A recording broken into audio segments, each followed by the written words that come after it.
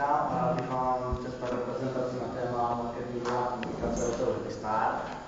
Nejprve něco krátce k hotelu. Hotel Happy Star leží v obci Hranice, což je asi 8 km jižně od Znojma.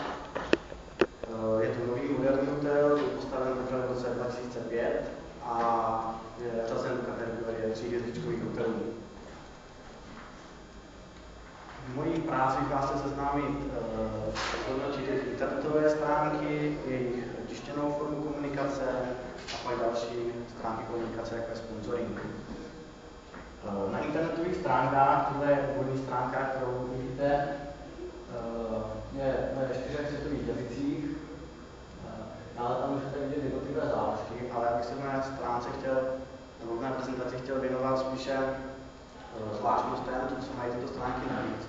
Protože na stránkách každého hotelu se jistě dozvíme, kolik má ten hotel do pokoju, kolik tam stojí jednotlivé noci a podobně, tak bych se chtěl zabývat tím, co mají navíc.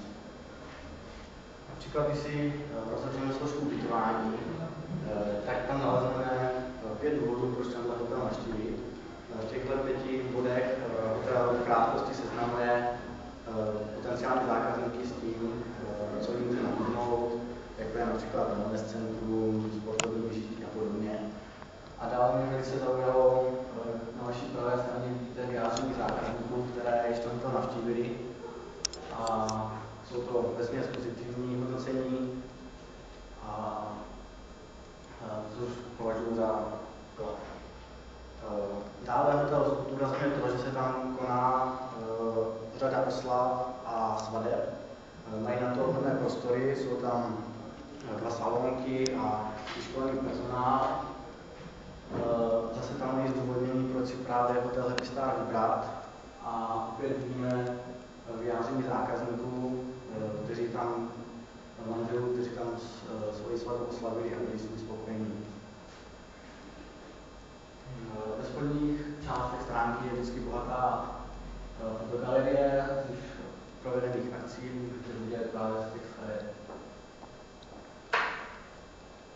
Další velkou bonusovou stránkou, a řekl bych, že to je největším kladem, že se zde hotel věnuje svému okolí a má to velice podrobně rozepsané. Jak vidíte, můžeme tam najít informace o Znojmu, Národním parku Podyjí a podobně. Já bych se tomu věnoval trošku podrobněji.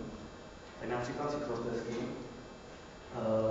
Hotel je zařazen do programu tzv. Cyklistické vítání, které znamená, že tam je půjčovna jako opravy, prací, špinavé sportovní oblečení a podobně.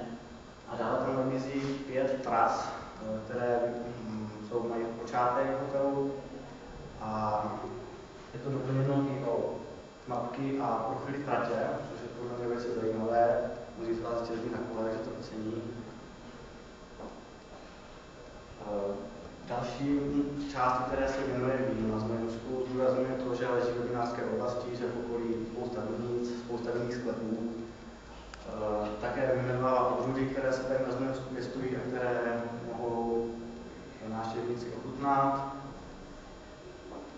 V spodní části stránky pak jsou odkazy na podrobnější informace ještě o vínu, například na stránky z Znojmo nebo na stránky vína z Čech, vína z Moravy, konkrétně na tu znojemskou vinařskou oblast.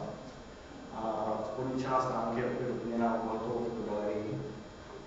A poslední, co bych zmínil o internetových stránkách, je magazín o Znojemsku. Tam jsou pravidelné články o okolí, co se děje. Například tady vidíme z poslední doby je program Městského divadla, nebo co se děje na Freeportu, což je taky v blízkosti. Tak nyní bych přešel k hodnocení letákové reklamy. Nejprve takový stručný leták, který nalezneme na recepci hotelu. Je to jeho úvodní stránka, je velice prostý, jednoduchý, vidíme tam mapu, kde se hotel nachází. Je tam zobrazeno, že je vyhotoven ve 3 světových jazycích, jsou tam adresa hotelu a také obrázky. Pokud otočíme, najdeme tam rozepsané jeho základní body, kolik má hotel pokojů, že tam jsou salonky, že tam je wellness centrum, jaké je tam sportovní vyžití a podobně. Další velice zajímavý leták je zážitková gastronomie. Na tom spolupracuje hotel společně se Znojinem Znojmo a s firmou tady nabízí jednotlivé pokrmy, speciality a k tomu vybrané přiřazené vzorky vína.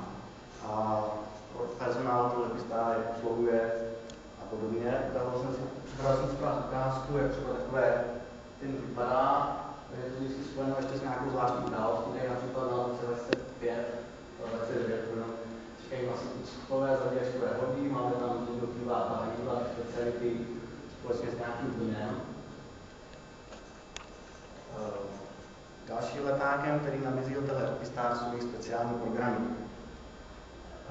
Jsou to různé balíčky služeb, spojené například s ochutnávkou nebo koupání v bazénu, třeba ty romantické balíčky pro páry, pro manželé.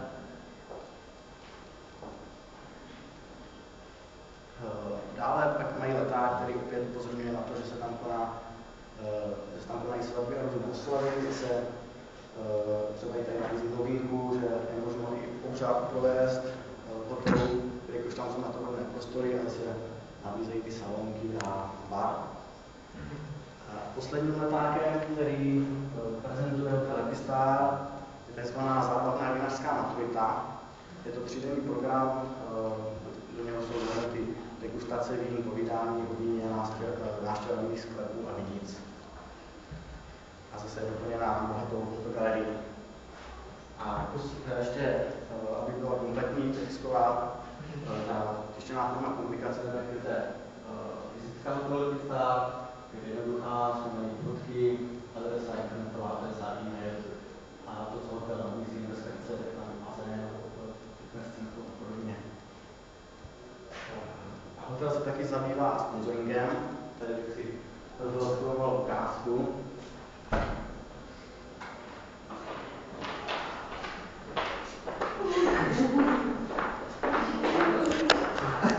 Tyhle jsou dresy fotbalové klubu Šatově, který sponzoruje právě hotel Lepistár. Náklady na tyto dresy byly 13 000 korun. To jich opravdu otočím, vidíte tam a právě sponsoringem, navíc sponzorují i cyklistiku, kdy mají